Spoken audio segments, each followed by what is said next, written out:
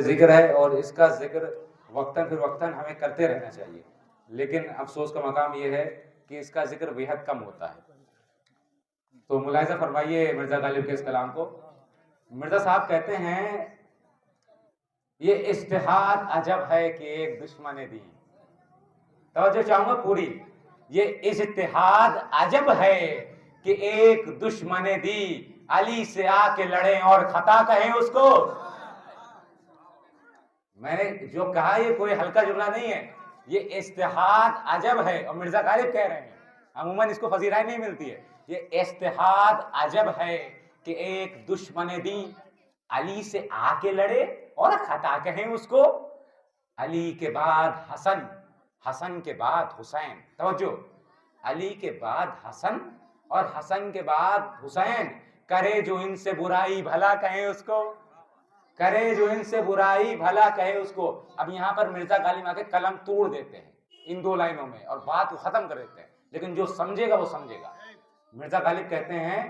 نبی کا نہ ہو جسے اعتقاد کافر ہے،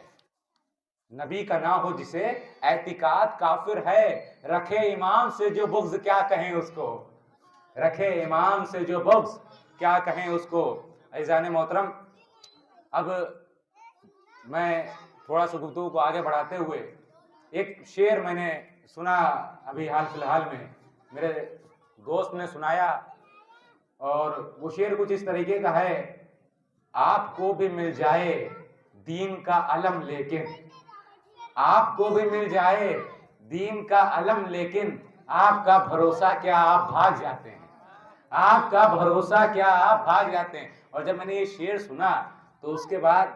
میرے ذہن میں صفین کا نقشہ یاد آیا، اور میں نے یہ کہا کہ اے میرے دوست، جب بھاگنے کا موقع نہ ہو نا تو ننگے ہو جاتے ہیں،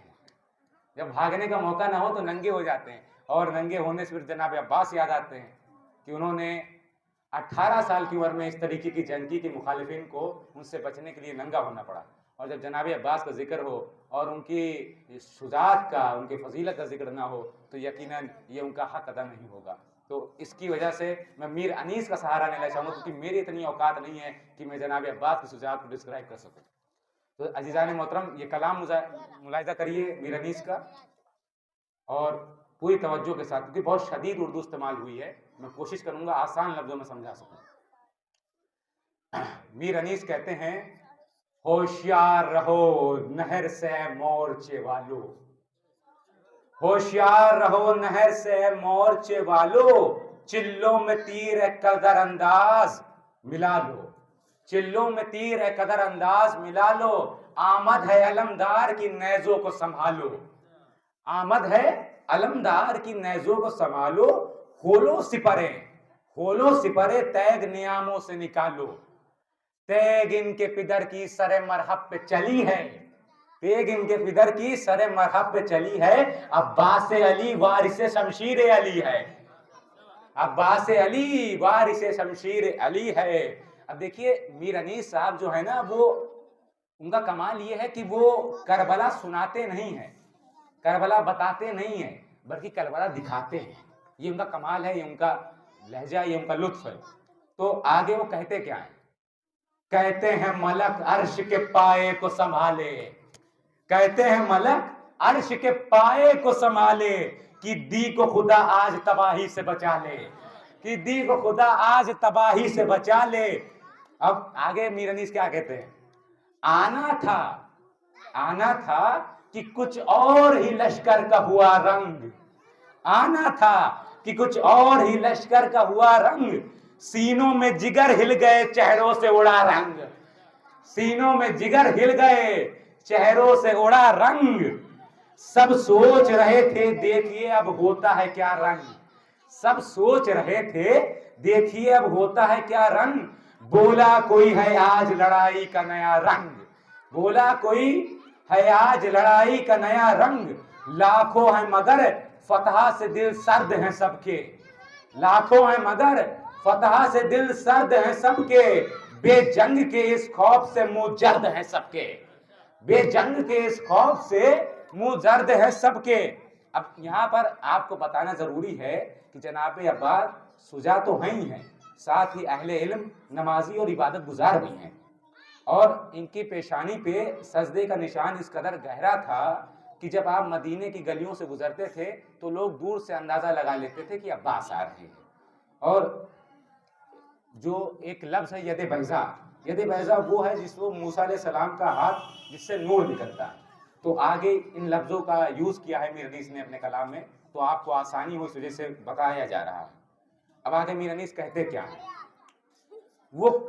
اتنے میں قریب آ گیا حیدر کا وہ پیارا. اتنے میں توجہ چاہوں گا پوری آپ سب کی. اتنے میں قریب آ گیا حیدر کا وہ پیارا، لشکر نے کیا حسن کے گلشن کا نظارہ. اتنے میں آئیے حضرت تشریف رکھیے. اتنے میں قریب آ گیا، میر انیس کہہ رہے ہیں اتنے میں قریب آ گیا حیدر کا وہ پیارا، لشکر نے کیا حسن کے گلشن کا نظارہ. پوری توجہ بنائے رکھیے گا. تھا شور کہ اللہ نظر کا نہیں یارا، تھا شور اللہ نظر کا نہیں یارا، سجدے کا نشاں ہے یا صبح کا تارا، سجدے کا نشاں ہے یا صبح کا تارا. کثرت ید بیضا میں نے پہلے بتایا، اب یہاں توجہ رکھیے گا. کثرت یہ نہ ہوگی ید بیضا میں ضیا کی، کثرت یہ نہ ہوگی ید بیضا میں ضیا کی، خورشید پہ اختر ہے یہ قدرت ہے خدا کی، خورشید پہ اختر ہے یہ قدرت ہے خدا کی. اب میرا تھوڑا سا جی چاہ رہا ہے کیونکہ میر انیس کا کلام ایسے ہے کہ اگر ان کا ذکر کرنے لگ جائے تو آگے پڑھنے کا اور لطف آتا ہے. تو میرا جی چاہ رہا ہے کہ جب امام حسین میدان کربلا کے لیے جانے لگ گئے تو میر انیس نے کیا لکھا وہ آپ کو سنایا جائے، اور پھر علامہ صاحب تو آ گئے، پھر آپ ان کا ذکر سنیں گے اور فیضیاب ہوں گے. اجازت ہے تو علامہ صاحب. میر انیس کہتے ہیں، توجہ چاہوں گا آپ سب کی. تھا ایک عروج خلق کے سرتاج کے لیے، تھا ایک عروج، لفظوں پہ غور کریے گا. تھا ایک عروج خلق کے سرتاج کے لیے، گل تھا حسین جاتے ہیں معراج کے لیے، گل تھا حسین جاتے ہیں معراج کے لیے. کپڑوں سے آ رہی تھی رسول زمن کی بو، کپڑوں سے آ رہی تھی رسول زمن کی بو، دولہا نے سونگی ہوگی نہ ایسی دلہن کی بو، دولہا نے سونگی نہ ہوگی ایسی دلہن کی بو. حیدر کی فاطمہ کی حسین و حسن کی بو، حیدر کی فاطمہ کی حسین و حسن کی بو، پھیلی ہوئی تھی چار طرف پنجتن کی بو، پھیلی ہوئی تھی چار طرف پنجتن کی بو. لٹتا تھا عطر وادی عنبر شرست میں، لٹتا تھا عطر وادی عنبر شرست میں، دولہا برات لے کے چلا ہے بہشت میں، دولہا برات لے کے چلا ہے بہشت میں. اور سنیے گا کہ جب ابن سعد نے ایک پہلوان کو ایڈریس کیا کہ ڈرتے کیوں ہو امام حسین کے سامنے جانے سے، ڈرتے کیوں ہو، تو کیا کہتے ہیں ابن سعد، قبضے میں اس کے زور خدا کے ولی کا ہے، قبضے میں اس کے زور خدا کے ولی کا ہے، تو بھی پناہ مانگ کہ بیٹا علی کا ہے، تو بھی پناہ مانگ کہ بیٹا علی کا ہے. اچھا اب یہاں پر دیکھیے جو پہلوان تھا نا وہ تھوڑا بڑبولے پن کا شکار تھا، اس نے لاکھوں کو پچھاڑا ہوا تھا اور عربوں کی جاہلیت سے تو آپ واقف ہے. تو بڑبولے پن میں وہ کہتا کیا ہے، کہتا ہے،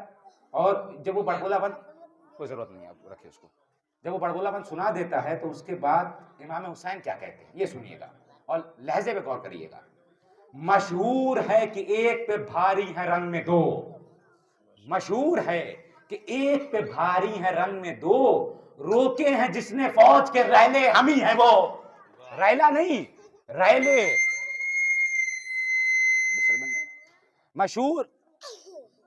مشہور ہے